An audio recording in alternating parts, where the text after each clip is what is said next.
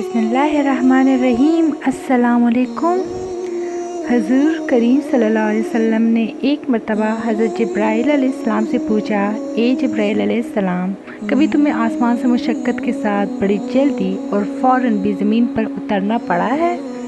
जिब्राईल अलैहिस्सलाम ने जवाब दिया, हाँ या रसूलल्लाह सल्लल्लाहु अलैहि वसल्लम, 4 मरतबा ऐसा हुआ है कि मुझे बड़ी सुरअत के साथ ज़मीन पर उतरना पड़ा है।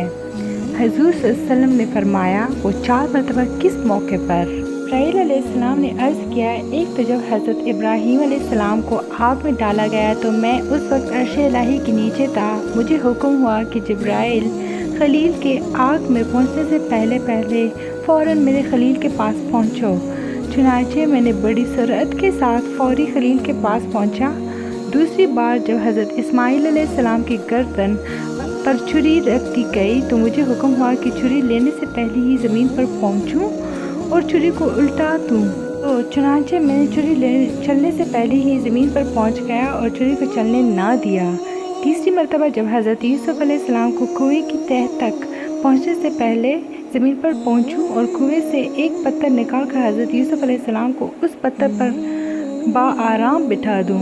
चुनांचे मैंने ऐसा ही किया।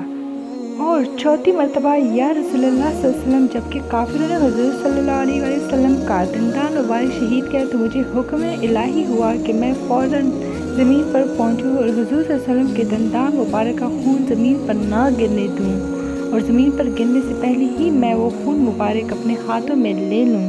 या रसूलल्लाह, खुदा ने मुझे फरमाया था, जिब्राईल, अगर मेरे महबूब सल्लल्लाहु अलैहि वसल्लम का ये खून ज़मीन पर गिर गया तो क़यामत तक ज़मीन में से ना कोई सब्ज़ी उगेगी और ना कोई दरख्त। चुनांचे मैं बड़ी तेज़ी के साथ ज़मीन पर पहुंचा और हुज़ूर सल्लल्लाहु अलैहि वसल्लम के खून मुबारक को अपने हाथ पर ले लिया। तो ये थी मेरी आज की वीडियो। उम्मीद करती हूँ कि आप लोग को अच्छी लगी होगी और आप लोगों ने कुछ सीखा होगा। Stay tuned for more. Thanks for watching.